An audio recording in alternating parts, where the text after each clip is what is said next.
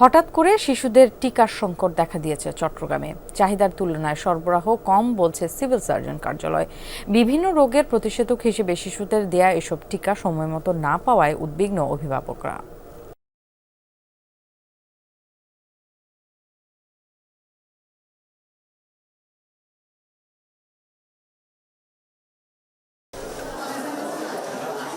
চট্টগ্রাম মা ও শিশু হাসপাতালের শিশু কর্নারে টিকার অপেক্ষায় 0 থেকে 23 মাস বয়সী শিশুর অভিভাবকরা।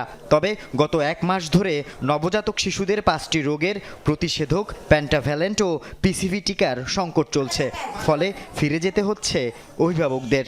এখানে অনেক দূর থেকে মানুষ আছে, তো কালকে অনেকেই দেখলাম, আমি নিজেও টিকা না পেয়ে চলে গেছি এবং অনেকেই দেখলাম যে টিকাটা পাইনি। তো কালকে আসছি তাই নাই, ওর ডেট ছিল, আজকে আবার আসতে হইলো।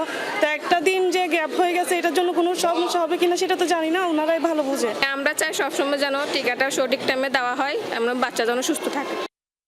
10টি বিভিন্ন রোগের প্রতিষেধক হিসেবে শিশুদের 7 ধরনের টিকা দেয়া হয়। বিসিজি, ওপিডি বা polio, IPv, PCV, pentavalent, MR1 ও MR2। নিয়মিত এসব টিকার সরবরাহ মিলছে না বলে দাবি স্বাস্থ্যকর্মীদের।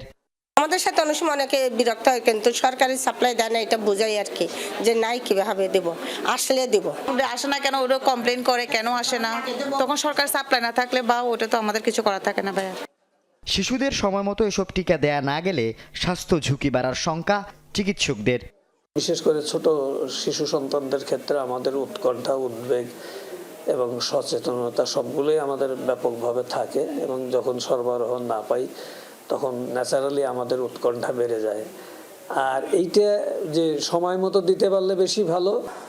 চলতি মাসে চাহিদার তুলনায় ভ্যাকসিন সরবরাহ কম স্বীকার করে সিভিল সার্জন কার্যালয় থেকে জানানো হয়, আগামী মাস থেকে কেটে যাবে সংকট। আল আমিন শিকদার, যমুনা নিউজ, চট্টগ্রাম।